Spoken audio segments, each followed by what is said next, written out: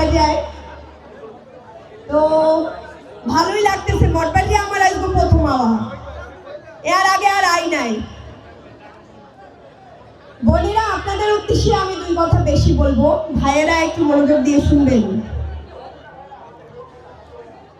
রাসূলের সময়ে যুদ্ধে নারীরা অংশগ্রহণ করছে না ভাইয়েরা? নারীরা যুদ্ধে অংশগ্রহণ করছে না? এবং রাসূল সাল্লাল্লাহু আলাইহি ওয়াসাল্লাম নিজে তার প্রশংসা করে গেছেন। সবচেয়ে সুস্বাদু হালিম রাধুনী হালিম, হালিম হোক রাধুনী হালিম। হযরত কাব রাদিয়াল্লাহু তাআলা আনহু, উম্মে আম্মারা, আপনারা অনেকেই জানেন, আমার চেয়ে অনেক ভালো জানেন। আমাদের হযরত শিফা রাদিয়াল্লাহু তাআলা আনহু ছিলেন বাজার কমিটির পরিদর্শক। তার পরামর্শ নিতেন না? তিনি তখন পরামর্শ দিতেন। তো বাংলাদেশের সংকটময় মুহূর্তে, এই যে ভাইরা এইদিকে, বোন কথা বলছে এইদিকে, বাংলাদেশের সংকটময় মুহূর্তে আমরা এখন আছি। ইসলামের সংকটময় মুহূর্তে নারীরা পথ চলেছিল, নারীরা পথ দেখিয়েছিল, দেখায়নি? এখন আমরা মারাত্মক একটা সংকট মুহূর্তে আছি। বড় সংকট কি? আমাদের বোনেরা দেখিয়ে দিয়েছে যে তারা কত বড় শক্তিশালী।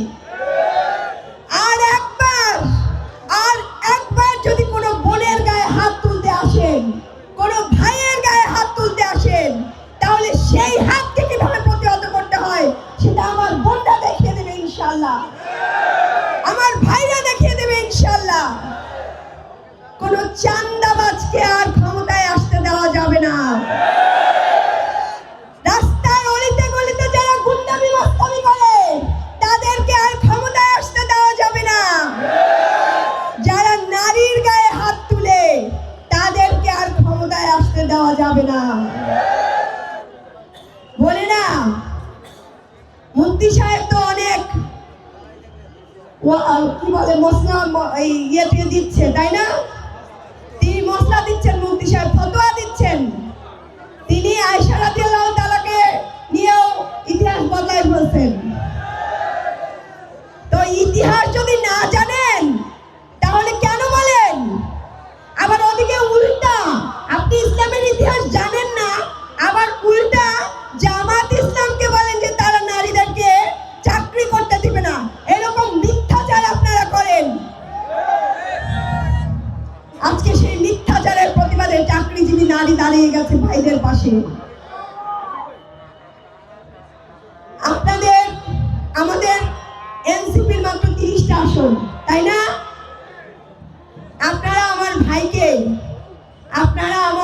আপনাদের ভাইদেরকে যেভাবে আমরা দেখছি, আপনারা আমার শামীম ভাইকে সেইভাবে আপন ভাইয়ের মতো, জামাত ইসলামের প্রার্থী থাকলে যতটা না হেল্প করতেন, তাদের জন্য যদি 8 ঘন্টা কর্ম করে থাকেন, তাদের জন্য যদি 8 ঘন্টা কাজ করে থাকেন, আমার ভাইয়ের জন্য আর 1 ঘন্টা বাড়াই করবেন না? কারণ কি, পাশের বাড়ির ছেলেটা যখন আমাদের হাতে দিয়ে যায়, তখন আমরা আর একটু বেশি যত্ন করি না?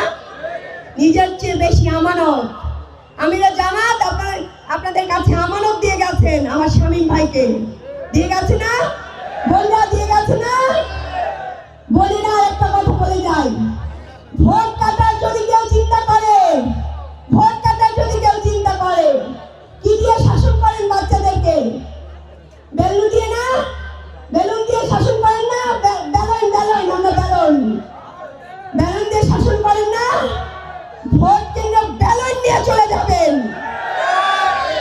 সন্ত্রাসী চাঁদাবাজকে আমাদের মায়েরা বেলুন, খুন্তি, ডাল ভর্তি দিয়ে শিক্ষা দিয়ে দেবে ইনশাআল্লাহ।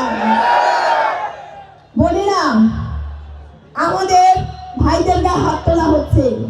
জুলাইয়ে আমরা নারীরা সম্মুখ সারিতে ছিলাম, সামনের সারিতে মেয়েরা ছিল, তারপরে সারিতে এই যে জুলাইয়ের নেতা আছেন আসিফ মাহমুদ, তারপরে সারিতে ছেলেরা ছিল।